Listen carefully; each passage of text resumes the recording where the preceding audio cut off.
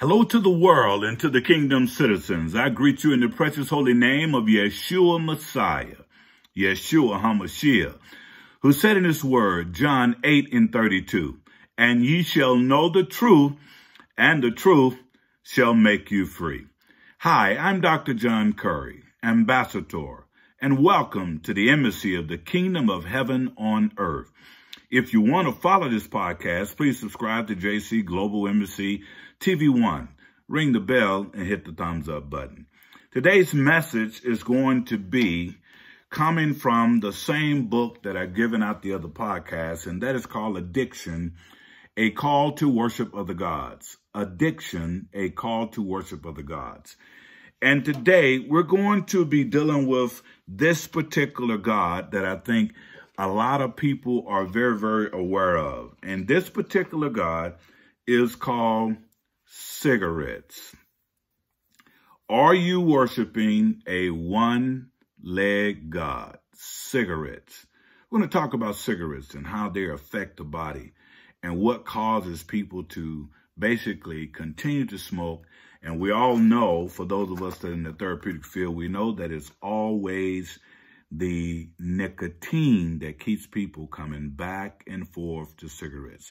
So we're going to go over that. And we're also going to look at the fact of how cigarettes have been affecting people's lives for the last 100+ years.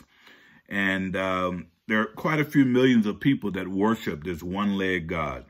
1/2 of our children from the ages of 4 through 4th grade, through the 6th grade, have began to smoke. They're smoking. 4 out of 5 worship this one-leg God and won't stop. In other words, when I say worship this one-leg God, that means that when they're at work, they have to take smoke breaks upon smoke breaks. So within 8 hours, they done took at least 8 smoke different breaks, some more than that, where they're worshiping this one-leg God, and that's cigarettes. So we're going to talk about that briefly, and I got a few other things that I want to bring to you as far as dealing with addiction.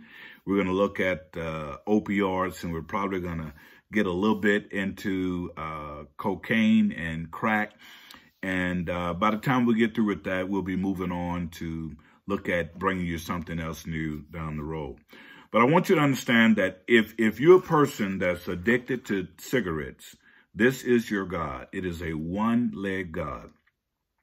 You're addicted to nicotine, and that's why you should never start, so you should never have to want to stop. Just don't do it. I tell the young people all the time, smoke for what? For what? Blowing out smoke out your nose and out of your mouth? What that supposed to mean? Does that mean you cool? No, it means that you're rendering yourself to something that can destroy your life and keep you bound up without being what you need to be. And the other thing that I want you to understand is that there are also people that load cocaine in cigarettes. It's called happy sticks. In other words, they put just a little bit of cocaine in the cigarettes to get you addicted to the cigarettes, and now you're feeling all this rush and this happy sticks. And when you get those happy sticks, that can mess up your life as well. So I would strongly tell you, don't smoke. Never smoke. Don't do it. You're not being cool. What you're doing is performing as a fool. And the other thing that they try to get young people to understand now is that they want you to try to think that you don't have to smoke anymore. All you can do is just get what they call now e-cigarettes.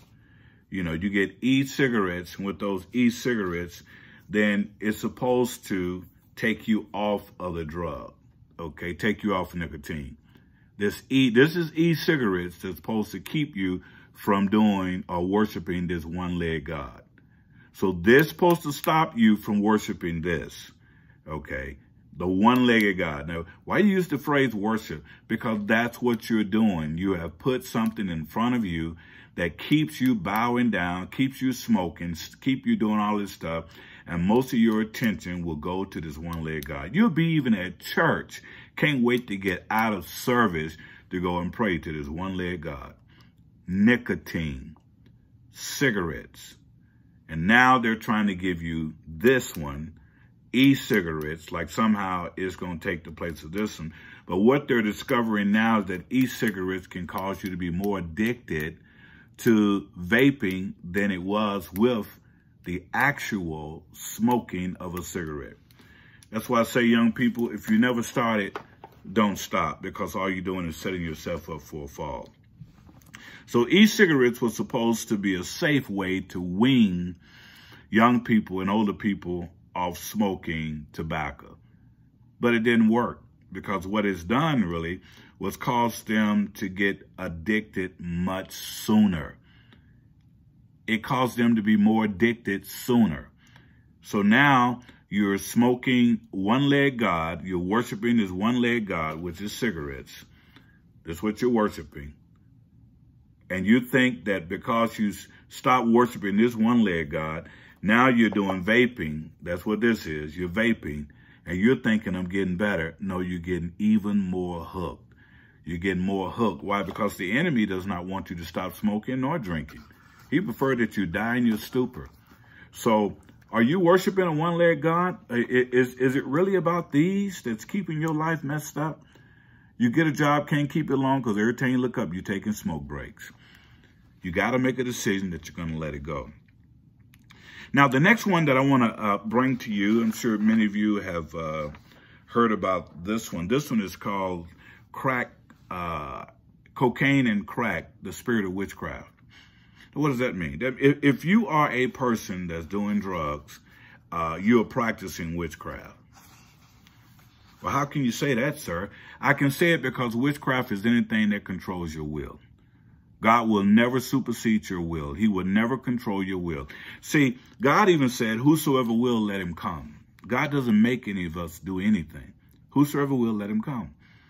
He will never supersede your will. But when you're addicted to cocaine, you're addicted to all of these powerful central nervous stimuli. They control your will. They causes you to do things you wouldn't ordinarily want to do. You know, it has been said quite a bit. It's been said an alcoholic will steal your wallet. That's an alcoholic. He'll steal your wallet and he'll go on by his business. But the danger with someone that's using cocaine or crack or any great stimulus type of drugs, a drug addict will steal your wallet and then help you look for it. You didn't get that, did you? A drug addict will steal your wallet and then help you look for it. In other words, sometimes they can be so deeply involved in the drug until while they're stealing your wallet, they'll pretend like they're helping you look for it, when in actuality, they got the wallet in their pocket. So the point is that when you're practicing cocaine or you're practicing crack, you've allowed yourself to enter into witchcraft. And according to the Greek translation, for those that really don't understand what it means, according to the Greek translation, witchcraft is pharmakia. We get the word pharmakia. The word pharmakia simply means to charm. It's a remedy and drugs. To charm means to bewitch. It also means to enchant. It means to captivate. It means to transport. It means to lure. It means to entice. It means to put into a trance. It means possess. Therefore, the ruling spirit of drug addiction is the spirit of witchcraft, especially when you're dealing with crack cocaine and powder cocaine. Cocaine is a powerful central nervous stimulus. Now, stimulus, the word stimulus means that it gets you going. You know, when a person do the first use of cocaine, their brain just go crazy. Just start blinking, blinking, blinking. Brain goes crazy. Okay. Cocaine takes a shotgun effect to the whole brain. The whole brain is basically just vibrating, it's quivering. Okay. The second use, when a person begin to take cocaine, they're trying to chase that same high where the brain is vibrating and they're trying to get there. But the brain slows down. The brain starts slowing down. But they're taking much, much more of the cocaine trying to get this high. And the brain is saying, nope, it slows down. And this is what a person will continue to use drugs and not use cocaine, because they're trying to get the first high, which they will never get. The brain will never duplicate the first high that it got. So they can spend a whole lifetime on trying to be able to get that high. Now you have routes of administration. Some people that are coke addicts and crack addicts, well, naturally with the crack, you can smoke the pipe. There it is right back there. You can get on the pipe. Or there are some that are crack addicts, can find themselves using routes of administration. Some snorts it, some inject it intravenously, some inhale. Typically applied, those that snorts it over time will begin to remove this little palate that's in between your nostrils, and blood begins to flow out. So they begin to have those different types of things that happen to them. The mucous membrane begin to fall out, the mouth and different areas begin to cause them to lose focus, that the drug is breaking them down. A lot of times when a person is doing cocaine or even crack, they have pathways of euphoric, which means that the drug goes into their body, it begins to break down their emotional center and of the brain. Then it moves into the limbic system. The limbic system is where the emotions and the chemicals begin to apply, and chemicals such as dopamine. It begins to rapidly stimulate those particular areas in the body. What you would notice, and for those of you that may have been using cocaine or crack, the heartbeats get quickened, the stomach sometimes get cramps, and sometimes they can have great sexual desires and cause different types of mood swings. Cocaine is also one of those things that is still moving rapidly, but the focus today is on opioids. But cocaine has not stopped affecting people's lives. People are still overdosing from cocaine. They're still overdosing from crack. Many are still using crack. So smoking crack quickly produces addiction. So if a person is not addicted, when they start smoking crack, they will become addicted over a period of time. So short-term use of crack cocaine, as people can think, well, I got it under control and, I'm just a recreational user of cocaine. I'm not really in it like everybody else. I don't go to the crack house. I don't go to the coke house. Man, listen, this is just what I do. They look at it from a recreational type of situation. This is my recreational type of drug. When in actuality, what it's doing is gradually drawing them in. And before they know it, they'll wake up one day and they're totally hooked on the drug itself. The other thing, when a person is doing cocaine, their tendency is to make everything grandiose. They listen to the lies of the devil. Well, the devil said, well, listen, you're not addicted. You're just having fun. Ain't nothing wrong with you. Just do what you want to do. So the devil started telling them cocaine lies, telling them that you're doing a good job. You're not addicted. Don't believe what everybody's telling you. And over time, they gradually become more addicted to the drug. Now, remember, the onset of addiction from crack is immediately.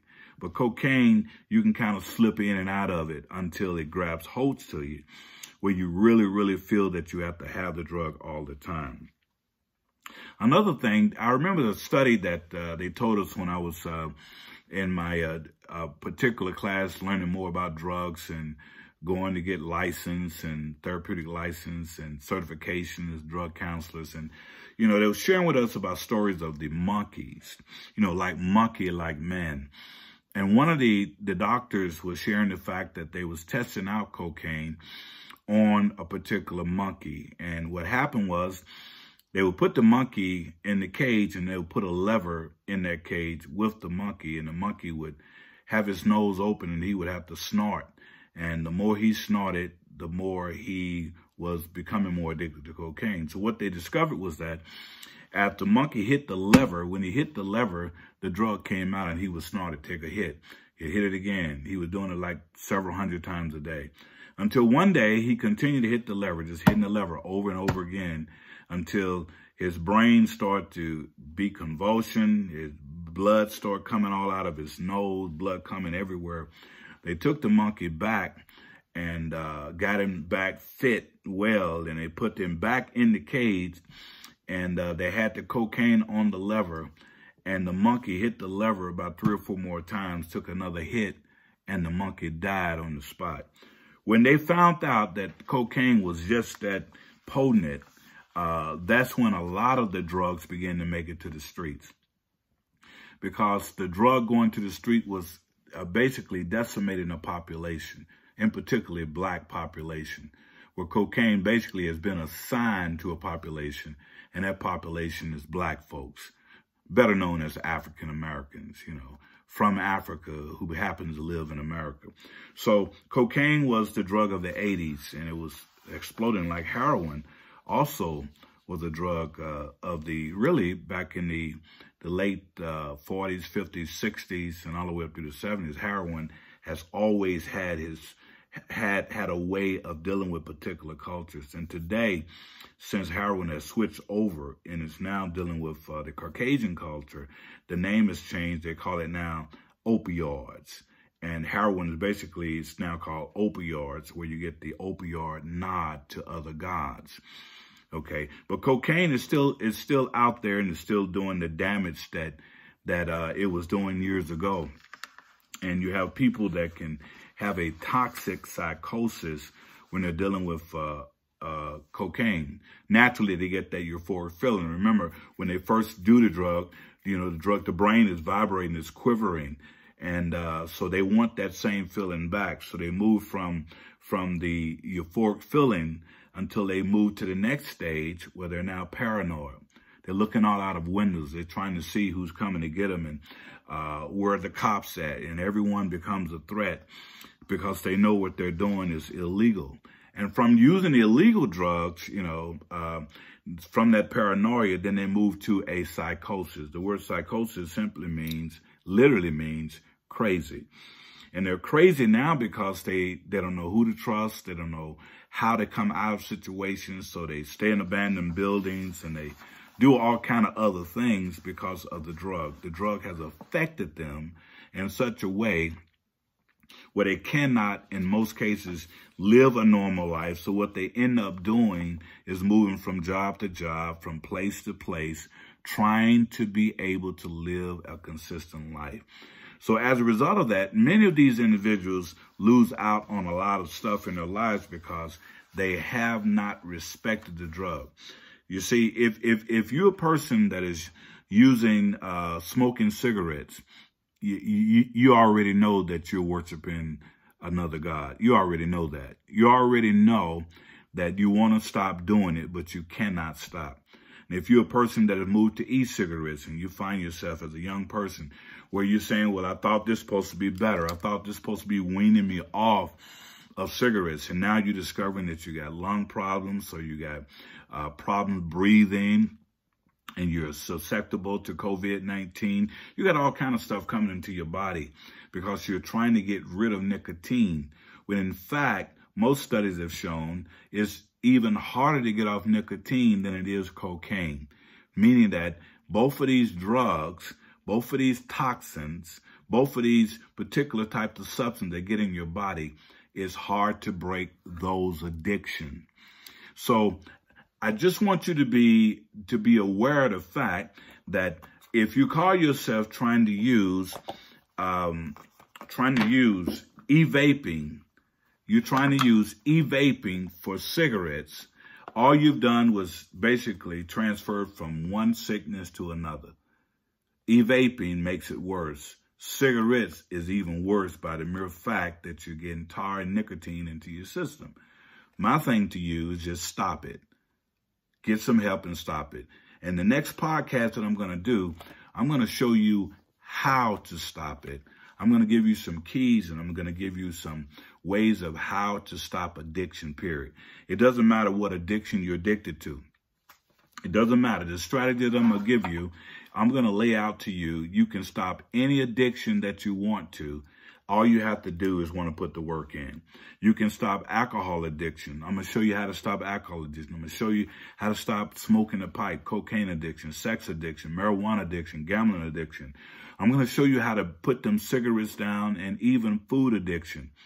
I'm going to show you how to get rid of all of it. Heroin addiction, prescription drug addiction, as well as crystal meth. This next podcast that you're going to see is going to be to lay everything out for you, where you don't have to live your life in bondage trying to figure out, what do I do now? God does not want you addicted to drugs. God does not want you having any power or authority over you other than him. And even God will not supersede your will. Remember I told you, he said, whosoever will, let him come. God will not make us do anything.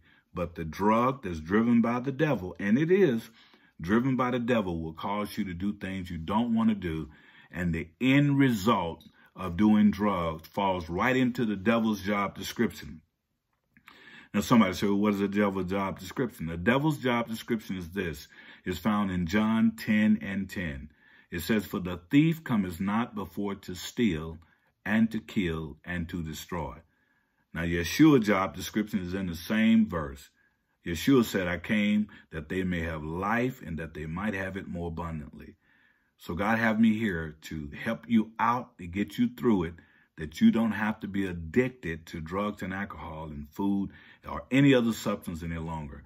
So I trust you can receive this, and I trust that you can allow this brief teaching that I just given you to be able to help you to be ready for what God is going to bring to you in this next podcast. So I just trust God that you've learned some things, and I trust God that you made it up in your mind that you no longer want to smoke cigarettes, that you're not going to transfer from cigarettes to e-cigarettes because you're still worshiping a one-leg God. I trust that you're not going to get caught up in crack cocaine or get caught up in cocaine or crack or any methamphetamine or anything of that nature, because all you're doing is basically committing a slow suicide. God wants you healthy. God wants you well. I want you healthy, and I want you well. So what we're going to do as we begin to wrap up this addiction process, addiction to call the worship of the gods, the next podcast that you're going to see, I'm going to be telling you how to break the cycle of your addiction. Yes, you may be doing it again, but God's going to give you a word on breaking the cycle of your addiction. God bless. Until next time.